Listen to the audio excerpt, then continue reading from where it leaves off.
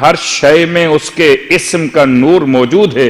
وہ کہتا ہے، کیا کہتا ہے کہ وہ ارادہ کر رہا ہے اور وہ اپنے لیے استعمال کرتا ہے پھر جملہ متکلم کا کہ ہم ارادہ کرتے کہ ہم احسان کریں ان پر جنہیں زمین میں کمزور بنا دیا گیا ہے. کیا احسان کریں؟ جن کو کمزور بنا دیا گیا، علمی اعتبار سے، ادبی اعتبار سے، فکری اعتبار سے، سیاسی اعتبار سے، اقتصادی اعتبار سے، ان پہ کیا احسان کریں؟ کیا انہیں ایڈ پہنچا دیں؟ کیا ان کے علم کو آگے بڑھا دیں؟ کیا ان کے لیے ادب کی فضاؤں کو، ماحول کو بنا دیں؟ کیا احسان کریں؟ کہ ان پر احسان یہ کریں کہ ہم انہیں امام قرار دیں اور زمین کا وارث بنا دیں. امام بھی اور وارث بھی، امام بھی اور وارث بھی. بہت غور کیجئے گا. اور آج لفظ امام سے لفظ خلیفہ تک بات کو پہنچانا ہے. 12واں امام خلیفہ بھی ہے اور امام بھی ہے. اگر آپ کو شاید بات یاد ہو، انشاءاللہ یاد ہوگی، مگر ان کو یاد ہوگی جو شریک تھے. تو جن کو یاد نہیں ہے، یہ شریک نہیں تھے، ایک اشارہ کر دیتا ہوں. ایک ہے خلافت راشدہ کا مسئلہ، اور خلافت راشدہ ایک مسلمان طے کر چکے اور ایک خدا طے کر چکا. مسلمانوں کی خلافت راشدہ میں عصمت شرط نہیں ہے، خدا کی خلافت راشدہ میں عصمت شرط ہے. تو اس خلیفہ راشد کی بات کریں جسے خدا نے راشد قرار دیا ہو. ارے جس کا شاگرد رشید ہو وہ خود کیسا راشد ہوگا. اس کے صحابی کو رشید کہیے، جس کے چاہنے والے کو کمیل کہیے، وہ خود کتنا کامل جس کا شاگرد کمیل. وہ خود کتنا صاحب زر جس کا ماننے والا ابو ذر. وہ خود کتنا مقدس ہے کہ جس کا استاد، اس کا شاگرد سلمان اور وہ سلمان کا استاد ہے. اور کس حد تک معتبر ہے وہ کہ جس کے لیے سرکار ختم یہ مرتبہ صلی اللہ علیہ وآلہ وسلم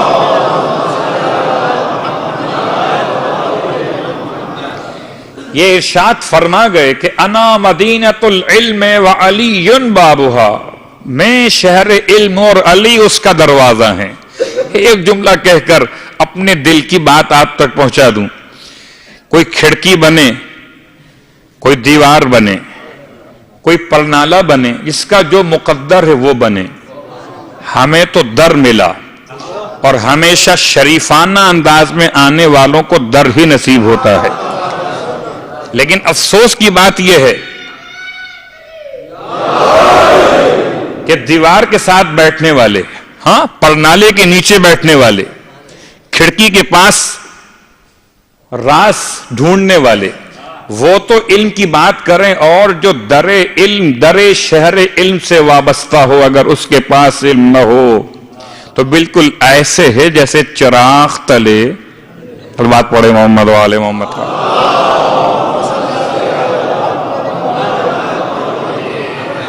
تو میرا 12واں امام بھی ہے، حجت بھی ہے، زمین کا وارث بھی ہے، اور اگر دنیا کی زبان میں کہوں تو بادشاہ وقت بھی ہے، حکمران بھی ہے، صدر مملکت بھی ہے، وزیر اعظم بھی ہے.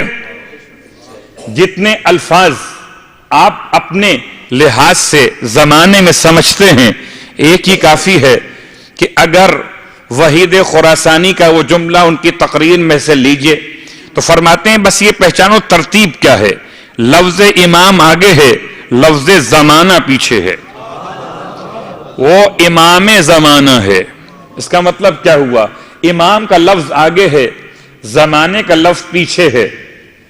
بڑی آسان سی بات ہے. امام جماعت، جماعت پیچھے، امام آگے. ہم نے ہمیشہ دیکھا کہ جماعت حرکت کرتی ہے امام کی حرکت پر، جماعت سکون لیتی ہے امام کے سکون پر. پتہ چلا اگر کوئی 5 کو پڑھائے نماز تو 5 ہے جماعت، ایک ہے امام، امام جماعت. تو اگر کوئی امام جماعت ہو، جماعت کو چلائے تو یہ امام زمانہ ہے، زمانے کو چلاتا ہے.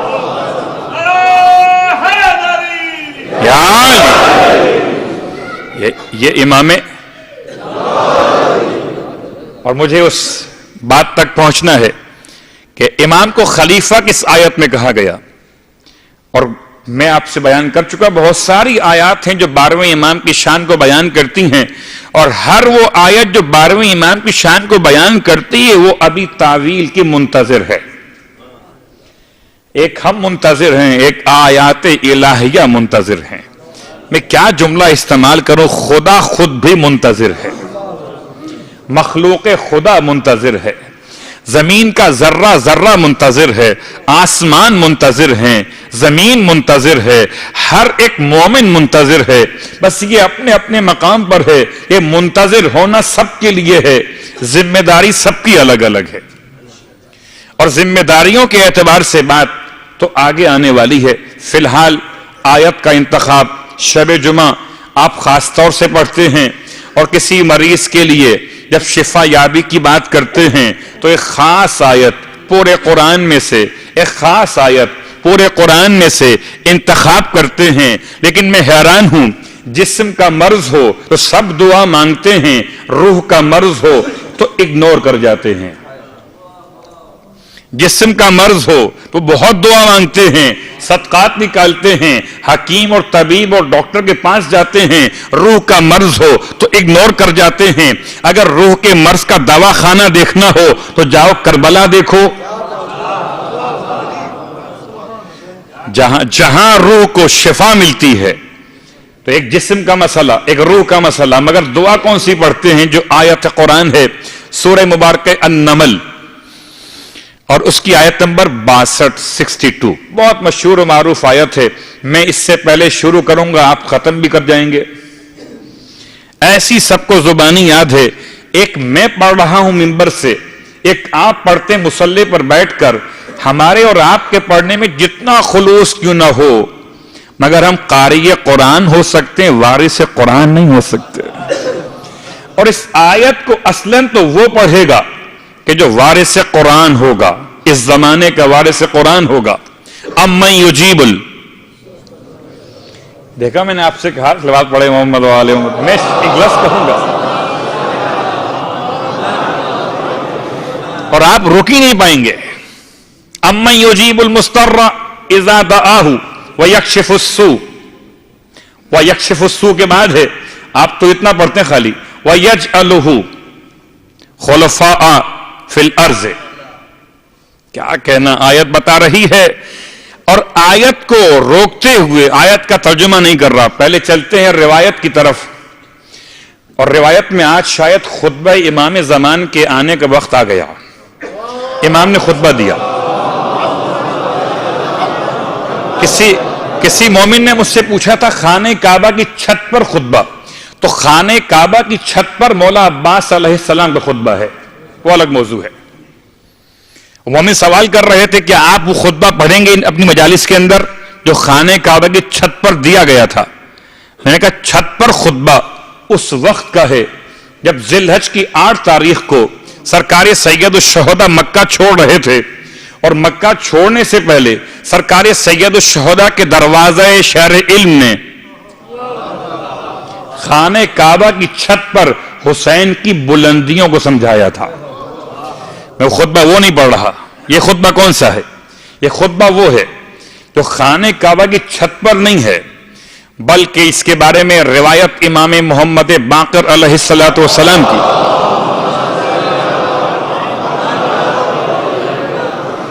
یہ وہ خطبہ ہے جو ابھی دیا نہیں گیا ہے، دیا جائے گا۔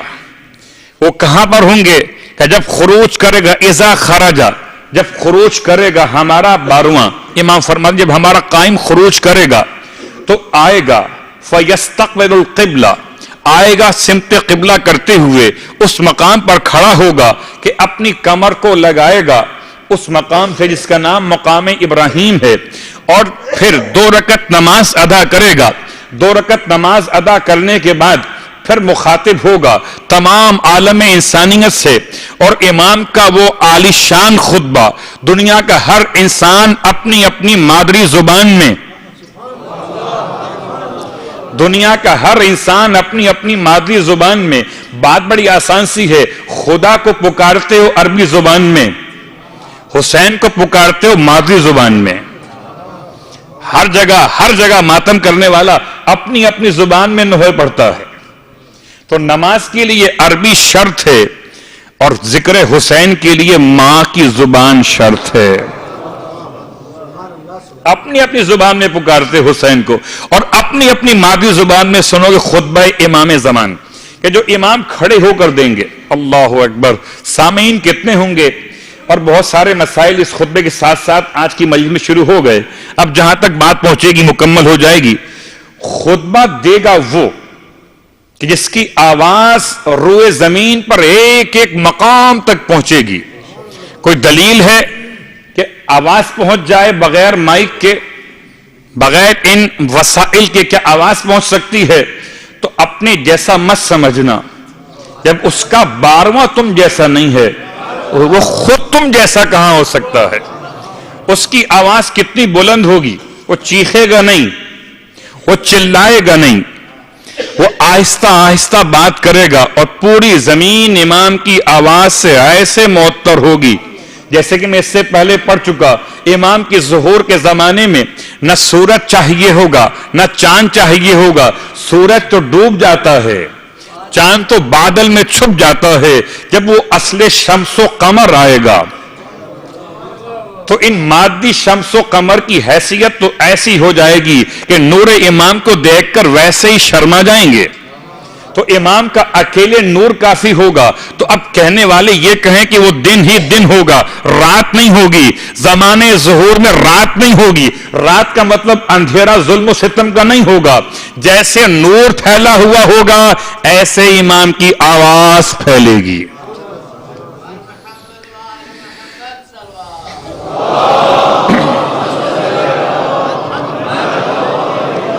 کیا آواز پھیلے گی؟ ایھا الناس.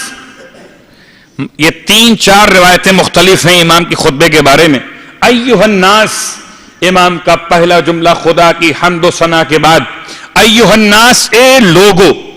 وہی انداز ہے کہ جو اللہ کا رسول نے ماہ رمضان کی آمد سے پہلے انسانیت کو خطاب کیا، یا جیسے جناب ابراہیم علیہ السلام نے خانہ کعبہ بنانے کے بعد انسانیت کو آواز دی، یا ایھا الناس کتب علیکم الحج. اور اس وقت کی بات سنیں، حضرت ابراہیم علیہ السلام کھڑے ہوئے تھے پتھر پر، اس کا نام مقام ابراہیم ہے، اس پہ کھڑے ہوئے تھے اور وہ اونچا تھا خانہ کعبہ کی دیوار کی اونچائی کے اعتبار سے. اور جب آپ نے دیوار مکمل کر لی تو اب آپ خدا سے کہتے تھے مالک نیچے اتار دے، اب تو گھر بن گیا، اب تو کام ہو گیا، نیچے اتار دے. خدا فرماتا تھا ابراہیم آدھا کام کیا ہے، آدھا باقی ہے. کیا مطلب پروردگار؟ گھر تو پورا بن گیا. گھر تو بن گیا، آباد تو کر دو. کہ آباد ہاں بلاؤ لوگوں کو. جناب ابراہیم علیہ السلام فرماتے مالک یہاں تو کوئی سامنے موجود نہیں، میری آواز کہاں تک پہنچے گی؟ صفا پہاڑی ہے، مروہ پہاڑی ہے، جبل ابو قبیس ہے، فاران کی بلندیاں ہیں، پھر جبل غار ہرا، جبل ہرا کہہ لیجئے اور جبل سور کہہ لیجئے، پوری پہاڑیاں، جبل عمر بھی ہے، تمام پہاڑیاں ہی پہاڑیاں ہیں. آواز کہاں تک پہنچے گی؟ بہت ساری پہاڑیاں مکے میں. پروردگار نے ابراہیم علیہ السلام سے فرمایا علیک الاذان وعلینا البلاغ. ابراہیم ایک تمہاری ذمہ داری ہے اور ایک ہماری ذمہ داری ہے.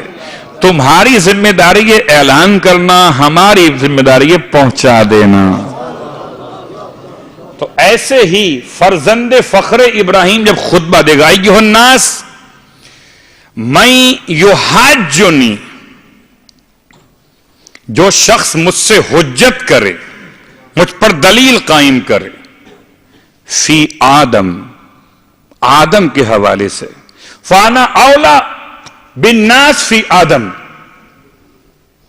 ومن یحاجنی، اور جو مجھ سے حجت کرے، فی نوح، فانا اولا بالناس فی نوح، اور جو مجھ سے حجت کرے، من یحاجنی فی ابراہیم فانا اولا بالناس فی ابراہیم، ومن یحاجنی، اور جو مجھ سے حجت کرے، فی موسیٰ، फाना औला बिन नास फी मूसा वमन युहाज्जुनी, और जो मुझसे हुज्जत करे फी ईसा फाना औला बिन नास फी ईसा वमन युहाज्जुनी, और जो मुझसे हुज्जत करे फी मुहम्मद मुस्तफा सल्लल्लाहु अलैहि वसल्लम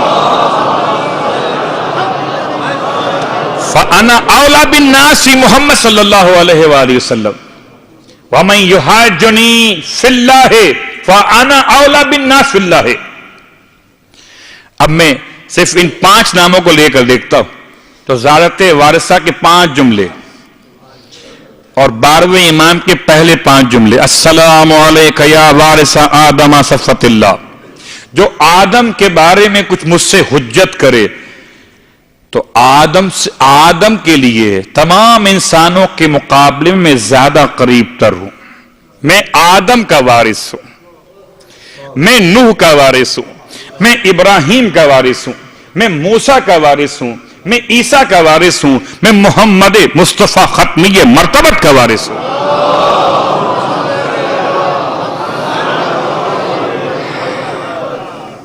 कहीं रिवायतों में मैं युहाज्जिनी इस्तेमाल नहीं हुआ, सिर्फ इतना इस्तेमाल हुआ फ़अना औला बिन नास फी आदम, फ़अना औला बिन नास फी नूह। और जब आपने ये अल्फाज मुकम्मल किए तो इमाम फरमाते हैं फिर हमारा कायम सुम्मा यरफ़अु यदहु, फिर अपने हाथों को बुलंद करेगा, व यतज़र्रा, और फिर आहोजारी करेगा, व यक़रा, और फिर पढ़ेगा ये दुआ अम्मन युजीबुल मुस्तर्रा इज़ा दआहु व यक्शिफुस सू, और फिर सजदे में गिर जाएगा आंसू बहाते बहाते, फिर वो आवाज बुलंद होगी खलीफतन फिल अर्ज़, जमीन पर खुदा ने खलीफा बनाया इसको किसने खुतबा दिया है। अल्लाह अकबर, क्या खिलाफत है, उसकी खिलाफत जिसका जमाना जमाने अमन सुकून होगा। और चलें आज चूंकि खुतबा बयान हो गया बहुत मुख्तसर सही, लेकिन खाने काबा के हवाले से 12वें इमाम के मसाइल को बयान करूं। तो पहला मसला 12वें इमाम के जमाने में हज कैसे होगा। उससे पहले जुमला फिर कह दूं, मुझसे कुछ लोगों ने कहा कि आप इतनी बातें बयान कर रहे हैं 12वें इमाम के बारे में, ऐसा जमाना होगा, ऐसे मकानात बनेंगे, ऐसी चौड़ी सड़कें होंगी, जमीन घरों के बाहर कोई सीवरेज लाइन, कोई ड्रेनेज पाइप लगाने की इजाजत नहीं होगी, हर शख्स का अपना घर होगा, इतना बड़ा घर होगा कि जहनी नशोनुमा भी हो सके, घर में पार्क होगा ये अपने मकाम पर, घर में खेलने का मैदान होगा अपने मकाम पर। तफसीलात का वक्त नहीं है, इशारों में बात बयान कर रहा हूं किस हद तक इमाम ने जमीन को सुकून देना है। इतना सुकून मिलेगा कि जब शेर और इंसान आपस में अमन सुकून से रहेंगे तो सास का बहू का झगड़ा खत्म हो जाएगा।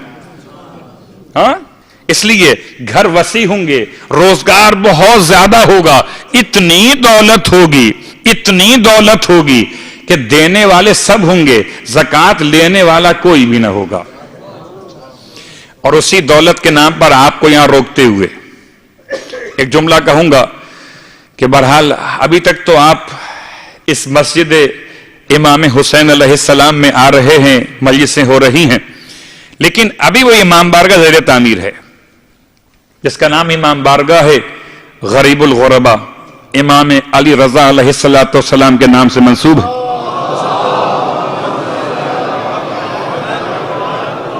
और उसके बाद जितने प्रोग्राम यहां पे होते हैं वो सब के सब हमारे और आपके दामे दिरहमे सुखने के ताउन की बुनियाद पर होते हैं। तो आपकी खिदमत में वॉलेंटियर्स तैयार होंगे इंशाअल्लाह, और इस यकीन के साथ कि आने वाले जमाने ज़ुहूर से पहले इस माले फानी से खरीदिए माले बाकी को कि 8वां इमाम किसी का उधार रखता नहीं है। ये तमाम अखराजात के हवाले से जो यहां इमाम बारगाह की इंतजामिया कर रही है उसके लिए आपका ताउन दरकार है। सलवात पढ़ ले मोहम्मद व आले मोहम्मद पे।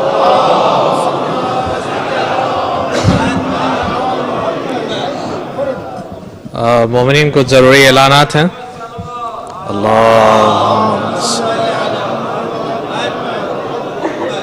کل بعد نماز جمعہ اسی مسجد امام حسین میں مومنین و مومنات کے لیے ایام ازا کی الوداعی مجلس کا انعقاد کیا جائے گا، اور یہ مجلس بسلسلہ شہادت ہمارے 11ویں امام امام حسن عسکری علیہ السلام بھی ہوگی، جس کے بعد ماتمداری اور نیاز کا اہتمام ہے.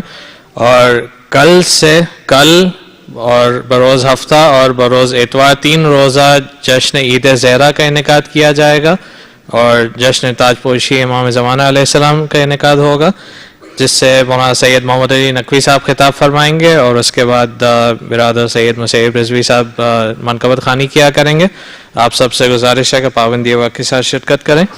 اور امام بارگاہ علی رضا کی جو لائبریری ہے اس ہال سے جو باہر لیفٹ سائڈ پہ، اس کے اندر تمام اشروں کی ڈی وی ڈیز اور وی سی ڈیز اویلیبل ہیں، اور نوحہ خانوں کی بھی سب سی ڈیز اویلیبل ہیں بہت مناسب قیمت پہ. اسلامک موویز بھی ہیں، جو لوگ لینا چاہیں وہ لے سکتے ہیں.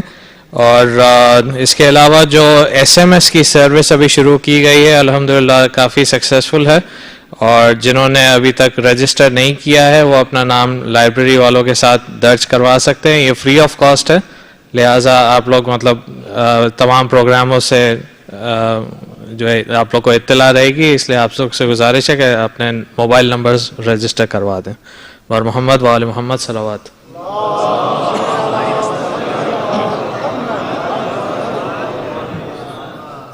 دو گاڑیاں راستہ بلاک کر رہی ہیں، 16307 دبئی جی اور 65239 دبئی کے. 16307 جی دبئی، 65239 کے دبئی. جس مومن یا مومنہ کی ہو پلیز فوراً جا کے ہٹا لے، راستہ بلاک ہو رہا ہے. اس کے علاوہ ہر شب جمعہ اور ہر ائمہ طاہرین کی ولادت اور شہادت پہ مجالس اور محافل کا انعقاد کیا جاتا رہے گا.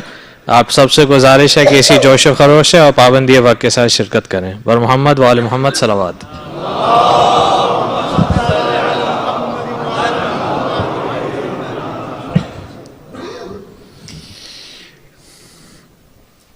تمام مومنین جو دام درم سخن شریک ثواب ہوئے، ان تمام کے وسعت رزق اور تحفظ روزگار کے لیے، مشکلات کے خاتمے کے لیے، ان کی مزید ترقی اور کامیابی کے لیے بآواز بلند صلوات پڑھ لیجئے. اللہم صلی علی محمد وآل محمد. تو بات ہو رہی ہے خانہ کعبہ کے حوالے سے. خانہ کعبہ میں امام کے آنے کے بعد تبدیلیاں کیسی ہوں گی، امام کی آمد کے بعد حج کیسے ہوگا، اور حج کتنا بڑا اجتماع ہوگا. آج کے حج کا اجتماع آج کے انتظامیہ کے اعتبار سے ہے. جتنے افورٹ کر سکتے ہیں انتظامات کو وہ اتنے افراد بلاتے ہیں. اور آج جبکہ اسلام تمام ادیان پر غالب نہیں آیا تب اتنے حاجی ہیں، اور جب اسلام سارے ادیان پر غالب آ جائے گا تو حاجی کتنے ہوں گے. روئے زمین پر سب سے بڑی ماسک مسجد کوفہ ہوگی، سن چکے آپ. اور مسجد کوفہ جس کے 1000 دروازے امام علیہ السلام کے زمانے ظہور میں بنائے جائیں گے. دنیا کا سب سے بڑا اجتماع وہاں پر ہوگا. البتہ یہ مسجد الحرام، اس میں 9 تبدیلیاں امام زمانہ علیہ السلام کی آمد کے بعد ہونے والی ہیں. سب سے پہلی تبدیلی مقام ابراہیم. مقام ابراہیم جہاں لگا ہوا ہے، اب ذرا سی وہ باتیں جہاں جو لوگ گئے ہیں ان کے اذہان میں آ رہی ہوں گی، جو نہیں گئے ہیں وہ شوقیہ سنیں، شاید سننے کی برکت سے چلے جائیں. کبھی کبھار انسان خواب دیکھتا ہے اور خواب دیکھ کر اصل مانگ لیتا ہے تعبیر کے نام سے. تو فرش اعلیٰ خواب ہی نہیں ہے، فرش اعلیٰ خواب کی تعبیر بھی ہے. تو آپ خواب دیکھیے وہاں جانے کے، مگر توجہات کے ساتھ، کہ خانہ کعبہ میں سب سے اہم ترین مقام کون سا ہے؟ مقام ابراہیم. اور مقام ابراہیم جو اس جگہ پہ لگا ہوا ہے وہ خانہ کعبہ سے فاصلے پر ہے، اور یہ 26 ہاتھ کا فاصلہ، اور امام کی آمد کے بعد یہ واپس خانہ کعبہ کی دیوار سے متصل ہو جائے گا. جیسے کہ ابراہیم علیہ السلام کے زمانے میں تھا. یہ بات یاد رہے کہ میرا آخری امام اس مسجد حرام کو جناب ابراہیم علیہ السلام کے طرز پر لوٹا دیں گے.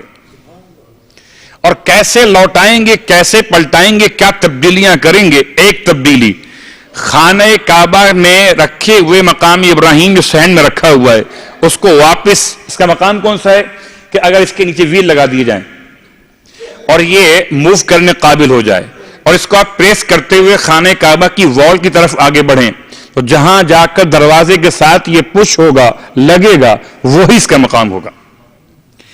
بہت غور کیجئے گا, بہت سی باتیں ایسی ہیں جو اس وقت سمجھ میں نہیں آئیں گی. یہ کون سا نیا امام آ گیا, لوگ کہیں گے یہ نئے نئے کام کر رہا ہے, ہمارے تو باپ دادا نے کبھی سنا ہی نہ تھا ایسی بات کو, یہ کون آ گیا. اس لیے 1400 سال سے ہر معصوم نے اور پھر علماء نے ان تمام تبدیلیوں کو بار بار پڑھا سنایا ہے کہ تاکہ محفوظ کر لیں کہ آنے والا یہ تبدیلیاں کرے گا وہی حجت خدا ہوگا. مقام ابراہیم پہلا مسئلہ.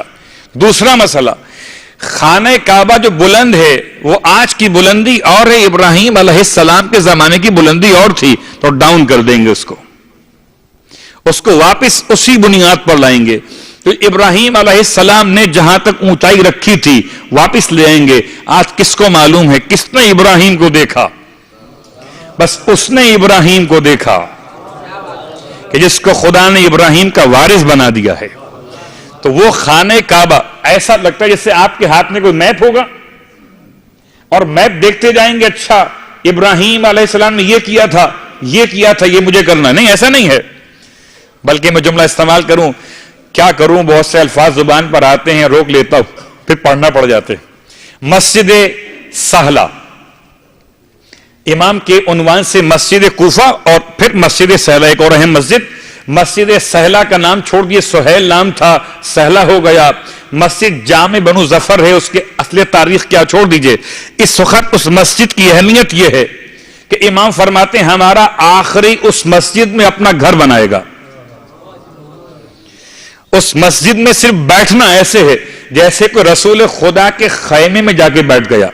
اس مسجد میں 2 رکعت نماز پڑھنا ایسے جیسے کسی انسان نے 2 سال کے لیے خدا سے لائف انشورنس حاصل کر لیا ہو. 2 سال زندگی بڑھ جاتی ہے مسجد سہلہ میں نماز پڑھنے سے. مسجد سہلہ میں 7 مقامات ہیں. 7 مقامات میں ایک مقام انبیاء صالحین کے نام سے, آخری مقام سے پہلے والا مقام. نمبر 6 اعمال کے لحاظ سے. نمبر 6 انبیاء صالحین. اس مقام انبیاء صالحین پر ایک پتھر ہوتا تھا, انبیاء کے زمانے کی بات, ہوتا تھا, اس کا رنگ تھا سبز. اس پتھر پر 1,24,000 انبیاء کے نقوش فوٹو کی شکل میں موجود تھے. اور اب وہ کہاں پر ہے؟ وہ امام زمانہ علیہ السلام کے پاس موجود ہے. تو امام کے پاس تمام انبیاء کی میراث موجود ہے, تمام انبیاء کے نقوش موجود ہے. میں تو کہتا ہوں بات بڑی آسان سی ہے, صرف نقوش ہی موجود نہیں ہے بلکہ انبیاء کا نچوڑ جو ہے, انبیاء کی محنتوں کا عنوان جو ہے, انبیاء کے میراث کے جمع کیے جانے کی شخصیت ہے, وہ جو خانہ کعبہ کو پلٹا رہا ہے. اور کیسے پلٹا رہا؟ جیسے ابراہیم نے بنایا تھا. اور ابراہیم علیہ السلام کے بعد سے اب تک کسی مجال نہیں ہے کہ یہ کام کر سکے. بہت سارے زمانے آئے مگر حکومتوں نے یہ کام نہیں کیے, نہیں کر سکتے تھے, مسائل تھے. حتیٰ کہ اللہ کے رسول کا وہ جملہ, اور یہ جملہ ہم نے تو پڑھا ادبی کتابوں میں, اور ادبی کتاب کا نام ہے الفیہ ابن مالک, 1000 اشعار پر مشتمل کتاب تھی. اور اس میں لولا کی اقسام پر بحث کرتے ہوئے ایک مثال دی گئی تھی. اگر آپ جاگ رہے ہو تو بیان کر دیتا ہوں.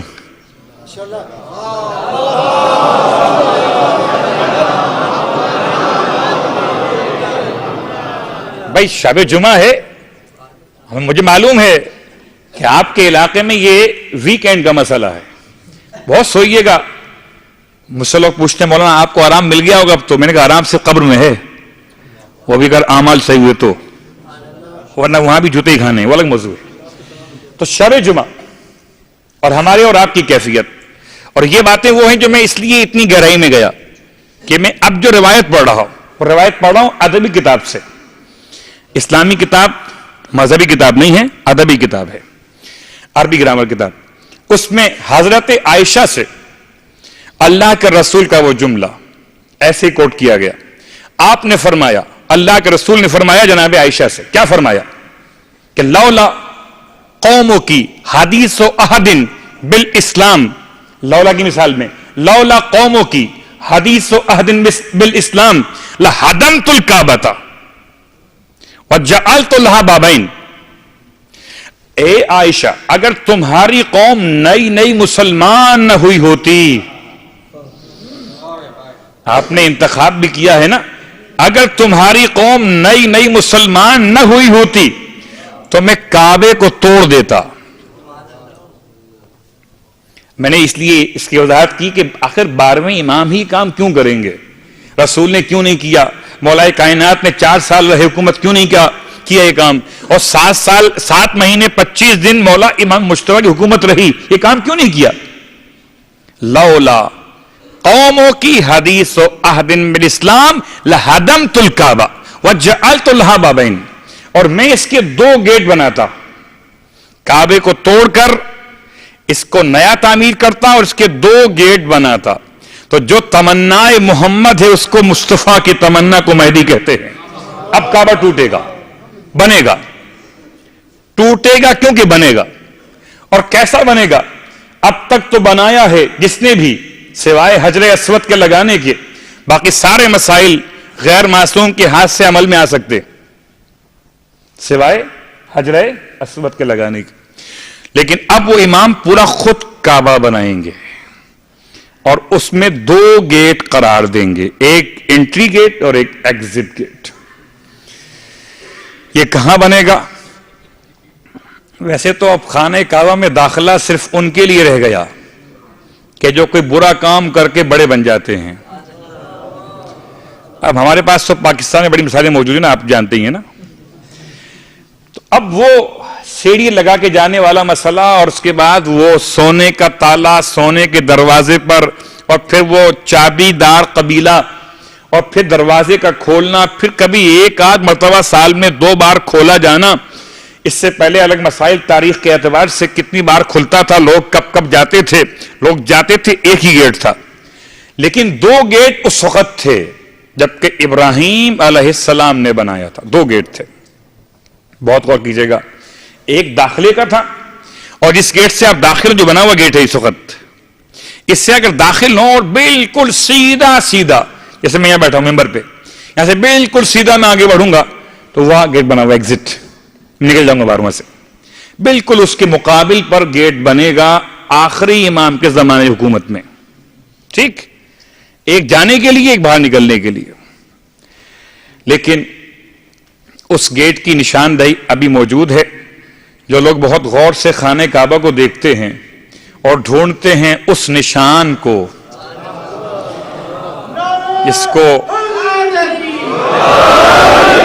جس کو مٹانے کی بڑی کوشش کی گئی. جب تم سارے مل کر پہلے امام کی آمد کے نشان کو نہیں مٹا سکے تو 12ویں امام کی آمد کو نہیں روک پاؤ گے. سارے مل کر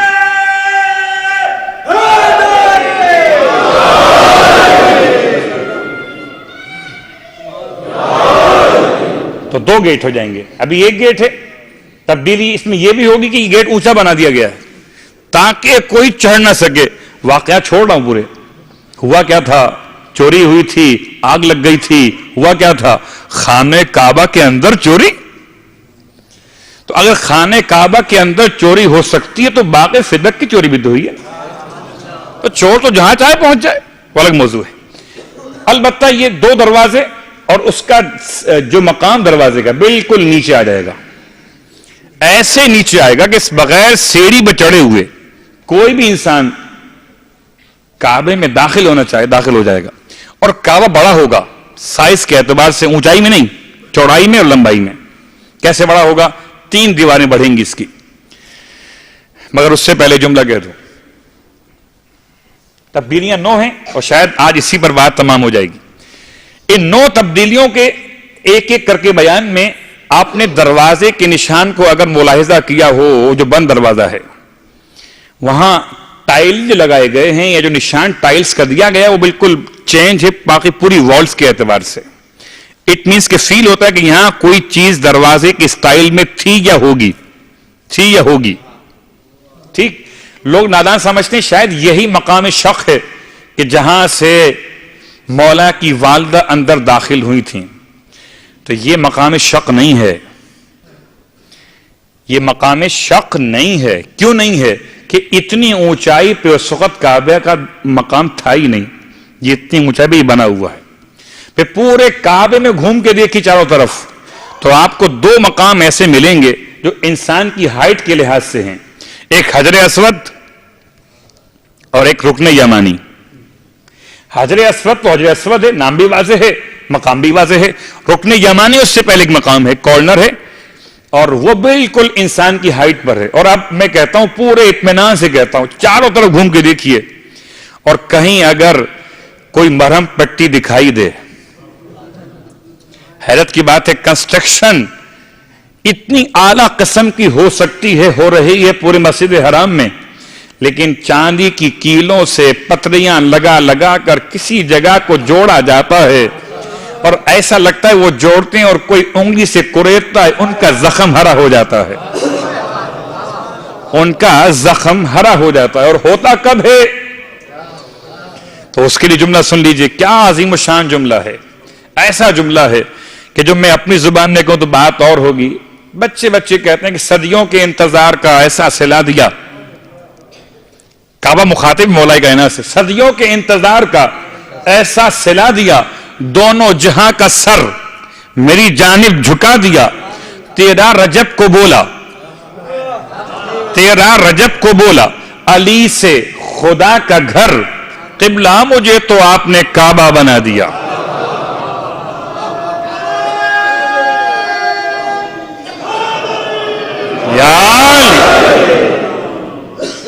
تو اب ایک امام نے یہ کیا اور ایک امام اس میں تبدیلی کرنے والا. کیا کہنے، یہ اس مکتب کی شان ہے. پہلا بھی کعبے سے ملا اور 12واں بھی کعبے سے ملے گا.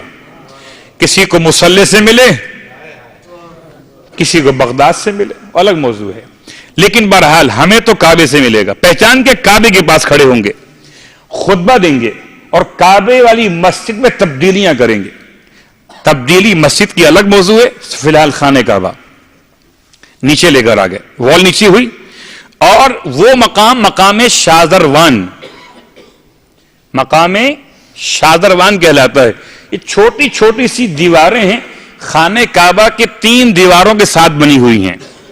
ان کی پہچان کے وائٹ سنگ مرمر کے ٹائل لگے ہوئے ہیں اور ان پر خانہ کعبہ کے پردوں کے ہک لگے ہوئے ہیں. ان چھوٹی دیواروں کو کہتے ہیں شاذروان. جس نے طواف کے مسائل یاد کیے اور پڑھے اس پہ لکھا ہوا ہے کہ شاذروان پر پاؤں رکھ کر طواف نہیں ہو سکتا. وائے؟ کیوں؟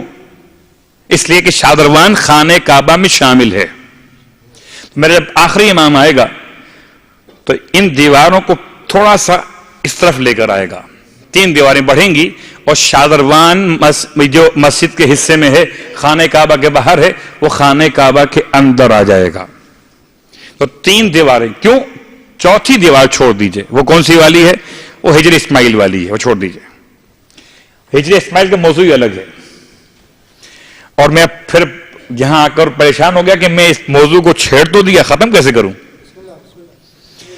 کہ اس کے اسٹائل بعض کہتے ہیں بالکل مثل محراب کے تھا، یو کی شکل میں تھا.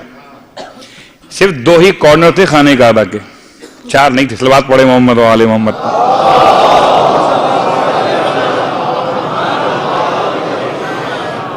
اور اس لیے ہجر اسماعیل یہ باہر نکلا ہوا کیوں ہے؟ کہ اس لیے کہ اگر کوئی کعبے میں تالا لگنے کی بنا پر کعبے میں نماز پڑھنے کا خواہش مند ہو اور وہاں نماز نہ پڑھ سکے تو اس جیسے غریب کے لیے چھوٹی جگہ خدا نے کھلوا دی ہے. ہجر اسماعیل میں نماز پڑھنے کا ثواب، یا چلے مدینہ منورہ، حجرہ سیدہ بند ہے، حجرے سیدہ میں نماز پڑھنے کے ثواب کو حاصل کرنے کے لیے محراب تہجد، یہ 4 مصلی کی جگہ باہر نکلی ہوئی ہے. خدا نے کچھ کام ایسے کروائے ہیں جو ان کی بھی سمجھ میں نہیں آئے ہیں، جن سے کروائے گئے ہیں.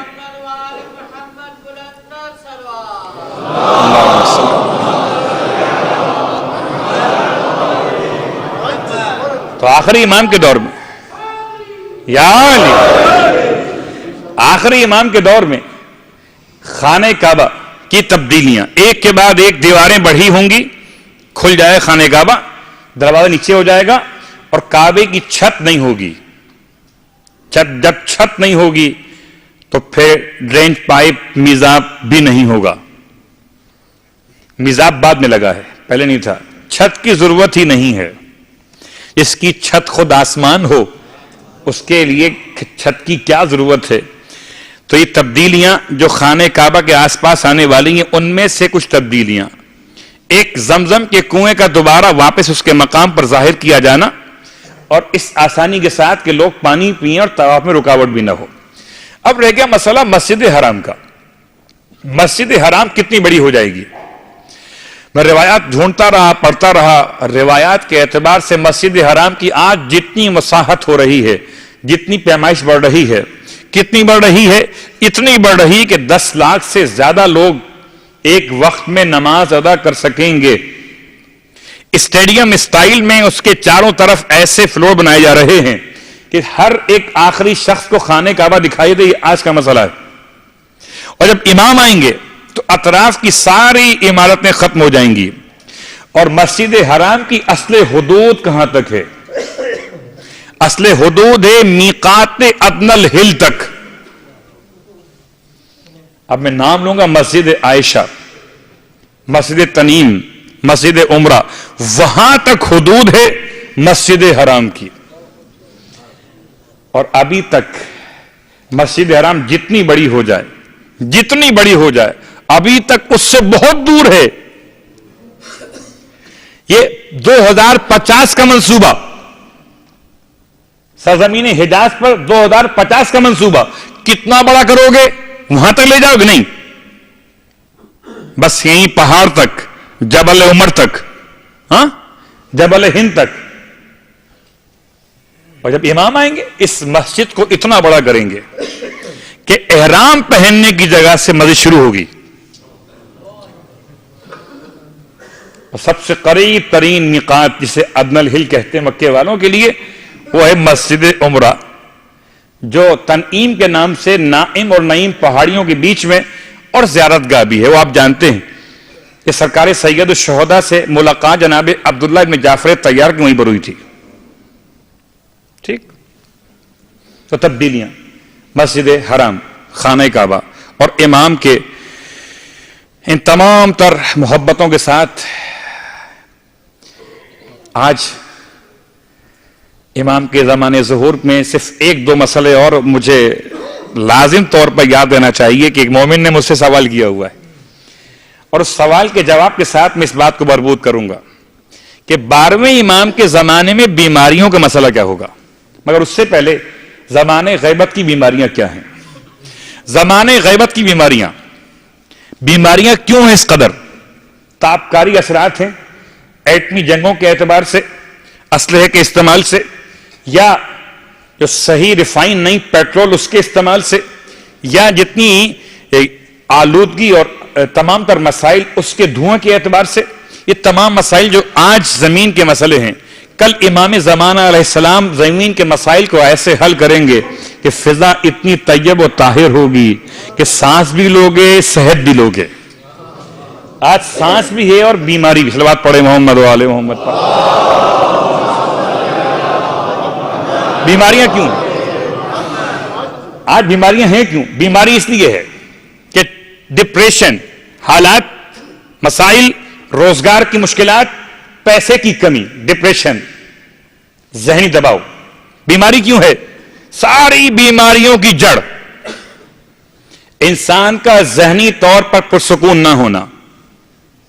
ٹھیک، کیسے یہ نا. پھر اس کے بعد غذاؤں کی جو خرابی ہے، جو ملاوٹ، اس کی بنیاد پر. اور پھر تمام تر مسائل آپ پچھلے ایام میں سنتے رہے، خالی اشارے کر رہا ہوں. اب امام کی آمد کے بعد بیماریاں ختم ہو جائیں گی، لیکن پہلے یہ سن لیجئے کہ بیماری دو قسم کی ہوتی ہے. کسی نے مجھ سے سوال کیا تھا بیماری کی قسمیں بیان کیجئے. تو بیماری دو قسم کی ہے. ایک بیماری وہ ہے جب انسان بیمار ہو جائے تو خدا سے قریب ہو جاتا ہے، اور ایک انسان وہ ہے جب بیمار ہو جائے تو خدا سے دور ہو جاتا ہے. ان میں فرق کیا ہے؟ جو بیماری کو خدا کی نعمت سمجھے، جو بیماری کو خدا کی نعمت سمجھے، شکر خدا کو ادا کرتے ہوئے پھر شفا کی امید رکھے. تو مثل معصوم کی بیماری کا عنوان ہے نا کہ فرماتے ہیں جس نے مجھے مریض کیا ہے وہی تو شفا عطا کرنے والا ہے. اس کی یاد نے مجھے مریض بنا دیا ہے. وَإِذَا مَرِضْتُ فَهُوَ يَشْفِينِ، سورہ شعراء آیت نمبر 80. اور جب میں مریض ہوتا ہوں تو وہ مجھ کو شفا عطا کرتا ہے. ایک بیماری یہ ہے جو انسان کو شکر خدا سے قریب کرتی ہے، اور ایک بیماری وہ ہے جیسے ہی نزلہ زکام ہوا، اف کیا مصیبت ہے، اف خدا کو میں ہی ایک ملا تھا. یہ الفاظ کا ممکن ہے الفاظ دیگر کچھ اور استعمال کیا جائے، لیکن میں اپنی زبان میں کہہ رہا ہوں. یہ مصیبت، یہ ٹانگ میں درد، کمر میں درد، آنکھوں میں درد، اور پھر انسان بجائے خدا سے قریب ہونے کے دور ہو گیا. حالانکہ کبھی بھی ڈاکٹر سے دور ہو کر کبھی بھی علاج نہیں ہو سکتا. جب علاج کروانا ہو تو انسان کو لا محالہ ڈاکٹر کے قریب جانا ہی پڑتا ہے. اگر خدا کو سمجھتے ہو طبیب، تو خدا کے قریب آئے بغیر کیسے ہوگی بیماری دور؟ جب حالت صحت میں نماز پڑھتے تھے اس وقت بات اور تھی، حالت بیماری میں ایسی نماز پڑھو کہ جیسے کوئی مریض ڈاکٹر کے قریب بیٹھا رہتا ہے، ڈاکٹر صاحب مجھے بچا لیجئے، مجھے بچا لیجئے. آپ بچا سکتے ہیں. ارے اپنے جیسے انسان سے التماس کرتے ہوئے آپ اس کے سامنے رو رہے ہیں. خدا یہ دو جہاں طبیب ہے، لیکن بیماریاں، آج کی بیماریاں اور ہیں. امام جعفر صادق علیہ السلام کا جملہ فرماتے ہیں، ایک رات کا بخار، ایک رات کا بخار، اس میں شکوہ شکایت نہ ہو، 1 سال کے گناہوں کا کفارہ ہے. ایک رات کا بخار، ایک رات کا بخار، 1 سال کے 365 دن، یہ گناہوں کا کفارہ. شرط یہ ہے کہ خدا سے شکوہ و شکایت نہ ہو. مگر ابھی بیماریاں ہیں، فالج بہت ہے اور بڑھے گا. تاریخ کے جملے روایت کے الفاظ ہیں، وبائی امراض بہت بڑھیں گے، اتنے بڑھیں گے. اب اپنے گھر پہ لکھ کر لگائیے، وہ الگ بات ہے. کیا لکھ کے لگائیے؟ لی خمسۃ اطفی بہا حر الوباء الحاتمہ المصطفیٰ والمرتضیٰ وابناہما والفاطمہ. لوگوں کے ٹوٹکے الگ الگ ہیں، گھر پہ لکھ کے لگائیے، بیماری سے بچیں گے آپ. وبائی امراض اتنے پھیلیں گے کہ ایسا لگے گا کہ زمین نہیں رہی بلکہ بیمارستان بن گیا ہے. فالج، لنج اور لقوہ، سرطان، وبا، اس سارے امراض کے نام معصوم نے بیان کیے. البتہ اب سنیں روایت، سرکار ختم یہ مرتبہ صلی اللہ علیہ وآلہ وسلم کی روایت.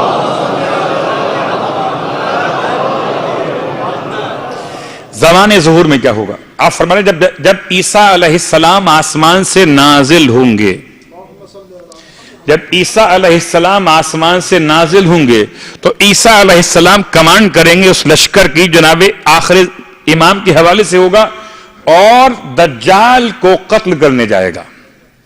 عیسیٰ علیہ السلام جب دجال کو قتل کریں گے، جس رات میں دجال قتل ہوگا، اس رات کی صبح جب ہوگی تو سورج مغرب سے نکلے گا.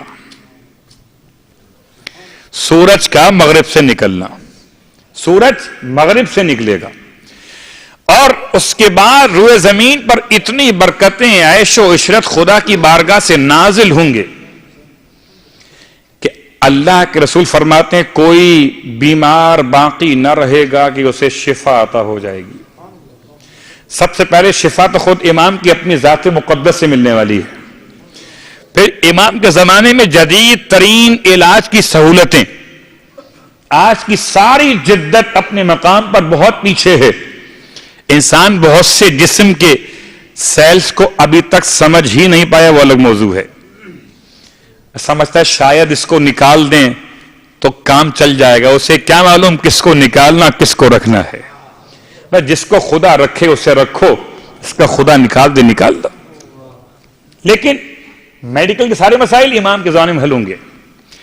اور پھر امام حسین علیہ السلام کی روایت فرماتے کوئی بھی فالج زدہ، کوئی طاعون زدہ، کوئی جسم کا معذور دردمند زمین پر رہے گا ہی نہیں مگر اس سے میرا بیٹا قائم شفا عطا کر دے گا۔ اب جملہ سنیں، کسی نے پوچھا تھا کہ ہم تو مر جائیں گے، آپ زمانے ظہور کی باتیں بیان کر رہے ہیں، یہ فائدہ کیا سننے کا؟ تو میں کہتا ہوں یہ مایوسی کفر ہے، امید پہ دنیا قائم ہے، ہم کو اپنے اعمال کی اصلاح کرنا ہے، باقی اٹھانا اس کا کام ہے۔ اپنے اعمال کی اصلاح کیجیے، زمانے ظہور کی تمنا ایسی زمانے غیبت میں زندہ آرزو کرے گا مرنے کی، اور زمانے ظہور میں مرا ہوا انسان آرزو کرے گا زندہ ہو جانے کی، اور انسان اپنی صحت کی بنیاد پر 1000 سال جیے گا۔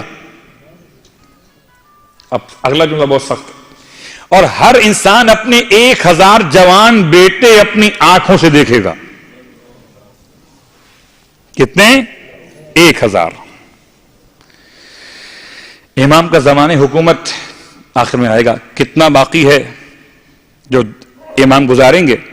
امام کا دنیا سے کس طرح سے انتقال، شہادت، وصال کیا ہوگا، یہ الگ موضوع ہے، بہت جلدی ہے اس کو بیان کرنا بھی۔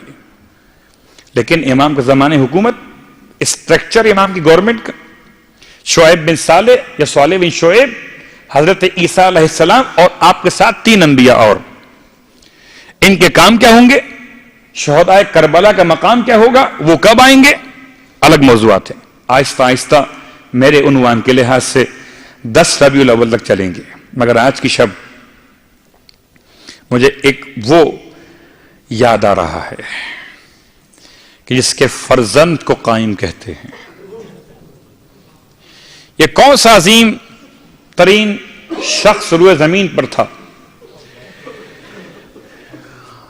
جس کی ماں کا نام سلیل یا سلیل خاتون ہے، اور اس کے باپ کی شخصیت کا تعارف اتنا کافی ہے کہ حجت خدا کا بیٹا حجت ہے، ہائے نقی کا بیٹا عسکری ہے۔ کتنا زمانہ گزارا مدینے میں، اور تقریباً 20 سال امام نے گزارے ہیں سامرہ میں۔ اختلافات روایت کے چھوڑتے ہوئے بات کو تیزی کے ساتھ مکمل کر رہا ہوں۔ بچپن سے جوانی تک کل امام کا مدت حیات ظاہر 28 سال کا ہے۔ 232 میں امام کی آمد اور 260 میں امام کی شہادت۔ تفصیلات امام کے بارے میں کچھ کل آئیں گی، آج صرف امام کی ایک حدیث سنیں اور اپنے مسائل۔ امام کی حدیث اپنے شیعوں کے بارے میں ہے، کوئی امام کا شیعہ؟ امام کے الفاظ کیا ہیں اپنے شیعہ کے بارے میں؟ فرماتے ہیں فَإِنَّ الرَّجُلَ مِنْكُمْ، پس جو شخص تم میں سے کیسا ہو، وَرَعَا فی دینہی، اپنے دین میں پرہیزگار ہو، وَصَدَقَ فی حدیثہی، اپنی بات میں سچا ہو، وَأَدَّ الْأَمَانَةَ، امانت کا ادا کرنے والا ہو، وَحَسَّنَ خُلْقَهُ مَعَ النَّاسِ، اور اس کا انسانوں کے ساتھ اخلاق بڑا حسین ہو، پس اگر فقیلا اس کے لیے کہا جائے کہ ھذا شیعتی، کہ یہ میرا شیعہ ہے، تو ذالکا یسرنی، تو یہ بات مجھ کو خوشی عطا کرے گی۔ 4 صفات امام نے شیعہ کی بیان کی ہیں۔ پہلی صفت امام کا شیعہ کون ہے؟ یہ بات یاد ہے، 11ویں امام کی محنتیں، 12ویں امام کے زمانے غیبت صغریٰ غیبت کبریٰ کی طولانیت دیکھیے، پھر 28 سال میں 6 سال مدت امامت 11ویں امام کا، اور 6 سال میں قید خانہ بھی ہے، اور قید خانے کے باوجود آپ نے ایسا نظام دے کر جانا ہے کہ 2 ہی باتیں ہیں، آج تمہید کل تفصیل ہوگی، کہ یا تو 11ویں امام دنیا سے چلے گئے بغیر نظام دیے ہوئے، کہ لوگ جانیں، ان کا کام جانیں، حدیث پڑھیں عمل کر لیں، آیت پڑھیں عمل کر لیں، بڑے قابل ہوں گے نا آنے والے اس دور کے، یا تو کوئی نظام نہیں دیا، یا پھر کوئی نظام دیا ہے۔ اگر کوئی نظام دیا ہے تو اسی نظام کا نام نظام مرجعیت ہے۔ 11ویں امام کی محنتوں پر کبھی احساس کیجئے، آج جو مجھے نصیب ہوا، آپ کو نصیب ہوا، یہ عزاداری سرکار سید الشہداء، یہ فقہی مسائل کا تحفہ، یہ تاریخ اور حدیث کی باتیں، یہ اہل بیت کی ثقافت کی باتیں، تو یہ ان مرجع عالی شان کے تمام تر محنتوں کا نتیجہ ہے کہ جن کو 11ویں امام نے ایک نظام کے تحت مربوط کیا تھا۔ دنیا سے جانے سے پہلے میرا 11واں امام قید خانے میں رہتے ہوئے تمام امور کو انجام دے کر گیا ہے۔ ایک ایک بات کو آپ نے مکمل کر کے واضح فرمایا اپنے چاہنے والوں کے لیے، اور پھر اپنے شیعہ کی پہچان، جو اپنے شیعہ کی پہچان بتائے، کیسے ممکن ہے کہ وہ اپنے نظام کو بنائے اور مرجع کی پہچان نہ بتائے؟ اس نے شیعہ کی پہچان بتائی اور 4 صفات بیان کی۔ دین میں پرہیزگار ہو شیعہ ہے امام کا، جس کی زبان میں سچائی وہ امام کا شیعہ ہے، جو امانت کا ادا کرنے والا وہ امام کا شیعہ ہے، جس کا اخلاق اچھا ہے وہ امام کا شیعہ ہے۔ ورنہ ہمیں اور آپ کے لیے تو ایک ہی حدیث بہت زبان پر رہتی، مومن کی 5 علامتیں، اور ان 5 علامتوں میں ایک علامت 51 رکعت نماز پڑھنا، جو سب سے مشکل علامت ہے۔ دوسری علامت کہ اپنی نمازوں بآواز بلند بسم اللہ الرحمن الرحیم پڑھنا۔ تیسری علامت اپنے سیدھے ہاتھ میں انگشتر پہننا، یہ علامت مخصوص اس زمانے کے حالات کے اعتبار سے تھی۔ چوتھی علامت خاک پہ سجدہ کرنا، اور 5ویں علامت زیارت اربعین پڑھنا۔ تفصیل کا وقت نہیں ہے، ورنہ ایک ایک جملہ مکمل موضوع ہے۔ 5 علامتیں یہ اور 4 علامتیں شیعہ کی، ہو گئی 9 علامتیں۔ آج شب شہادت کی مجلس، اور واقعاً شب شہادت اور رخصت ایام عزا دونوں باتیں جمع ہو رہی ہیں۔ سامرہ میں ماتم ہے اور مدینے میں بھی ماتم ہے۔ لٹا ہوا قافلہ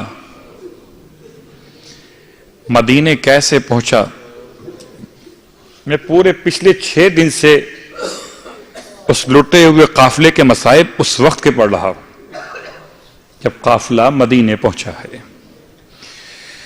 بس ایک جملہ آج کہہ کر باقی باتیں کل، کہ عزا کو رخصت کیسے کیا جاتا ہے اور رخصت کا مطلب کیا ہے۔ آج صرف ایک جملہ، جب کوئی مسافر باہر سے لوٹ کے وطن میں آتا ہے، اصول ہے کہ کچھ تحفے ساتھ لے کر آتا ہے، اور شریعت کا حکم بھی ہے کہ جب تم وطن سے لوٹ کر واپس جاؤ تو خالی ہاتھ مت جاؤ، کچھ نہ کچھ تحفہ لے کر ضرور جاؤ۔ جب رسول کی نواسیاں پہنچی ہیں نا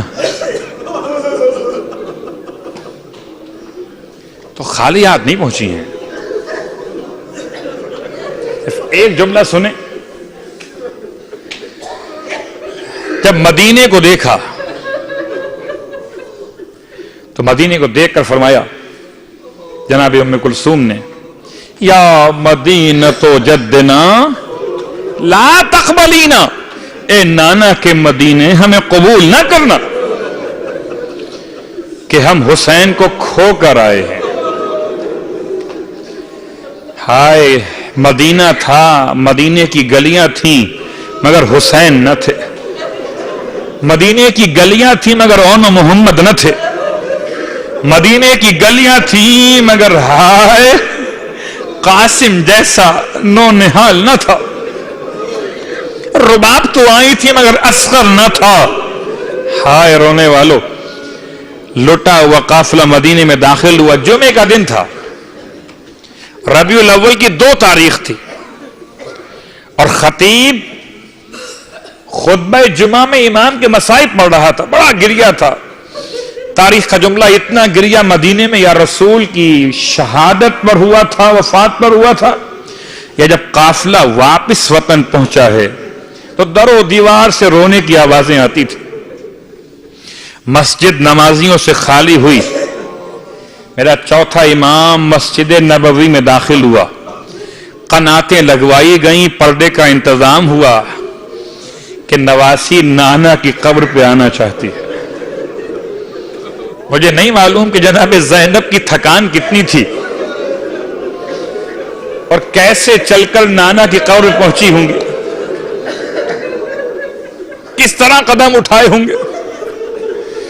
अलबत्ता नाना की कब्र पर जब जनाब ज़ैनब कुबरा ने पहला सलाम पेश किया तो अपने आप को नाना की कब्र पे गिरा दिया, तावीज़ कब्र से लिपट गई। नाना नाना नवासी लुट कर आए।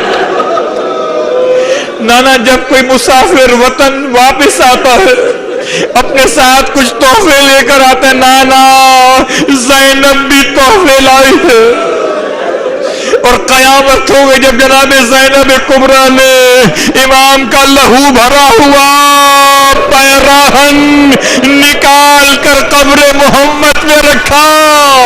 रसूल की कब्र हिलने लगी, गोया रसूल आवाज दे रहे हो उठा लो ज़ैनब, उठा लो इसे। रो कर फरमाया होगा नाना बर्दाश्त नहीं कर पाए। नाना नवासी को देखिए, अरे जो देखती रही सरे शब्बीर कट गया। अजरकुम अल्लाह। रोने वाले मदीने में मातम बरपा है ना, और कितना मातम हुआ है, कितना मातम हुआ है। अरे सालों मातम हुआ है मदीने में, काफिला आया सालों मातम हुआ है। रोने वालों जुमला सुनोगे, एक तरफ मदीने का मातम है, एक तरफ सामर्रा का मातम है। सामर्रा का अजीब मातम है। रबीउल अव्वल की 2 तारीख को इमाम को जहर दिया गया। 2 तारीख को इमाम को जहर मोतमिद अब्बासी ने दिलवाया है और 6 दिन तक मेरे इमाम ने बिस्तर पे करवटें बदली और 28 साल का जवान इतना नहीं हो गया था कि पानी का कूजा नहीं थामा जा रहा था। अपने बेटे इमाम ज़मान से 5 साल का शहजादा अपने बाप की खिदमत में है, उससे फरमाते बेटा मुझे पानी पिला दो। मैं कहूंगा मौला इमाम अस्करी आप बड़े गरीब थे, आपको सामर्रा में शहीद किया गया, लेकिन मौला बेटे ने पानी पिला दिया, अपने हाथों से थाम के पिला दिया। हाय करबला, हाय हुसैन, पानी मांगते रह गए, खंजरों खूंखार चला। रोने वालों जुमला सुनोगे, मैं क्यों पढ़ रहा हूं मसाइब करबला के? इसलिए पढ़ रहा हूं कि मेरा इमाम खुद फरमा गया। जुमला सुनो, मातम करोगे। इमाम खुद फरमा गए कि जब किसी गरीब का तस्करा करना तो मुझ गरीबुल वतन को याद कर लेना। मैंने गरीब सामर्रा का तस्करा किया है, जिसका 5 साल यतीम है। अरे हाय, इमाम अपने बेटे को देख देख के रोते, बेटा वापस चले जाओ, इससे पहले कि दुश्मन तुम्हें देख نکلے. اور پانچواں 5 سال کا یہ 12واں امام اپنے بابا کو دیکھ کر ہوتا بابا اس حالت میں آپ کو اکیلا چھوڑ کے کیسے جاؤں. لیکن مولا پانی مانگا تھا آپ نے اور آپ کو آپ کے بیٹے نے پانی پلا دیا. ہاتھوں میں راشا تھا, 28 سال کے جوان امام ہے, ہاتھوں میں راشا ہے, بیٹے نے پیالہ تھاما, باپ کے ہونٹوں سے لگا دیا. مولا وہ کربلا, ارے ہائے سنو یہ جملہ. شریعت کا حکم یہ ہے کہ جب کسی حیوان کو بھی ذبح کیا جائے نا, پہلے اسے پانی پلایا جائے. پانی پلایا جائے. کیوں پانی پلایا جائے؟ اس لیے کہ پانی پینے سے حیوان کی گلے کی رگیں نرم ہو جاتی ہیں.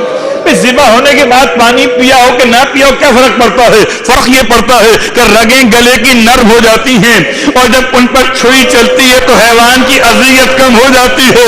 شریعت کہتی ہے حیوان کو بھی پیاسا ذبح مت کرنا. اور دیکھو جب ذبح کرنا تو خنجر تیز لینا کہ اذیت نہ ہو. ارے کند خنجر تھا, سوکھی رگیں تھی, جب سم سے چلایا نہ گیا ظالم نے ضربتیں مارنا شروع کی. ہر ضربت پر امام نے آواز بلند کی, کبھی واہ محمد کبھی واہ علی اور آخری ضربت جو لگی فرمایا واہ امہ زہرا, میری ماں.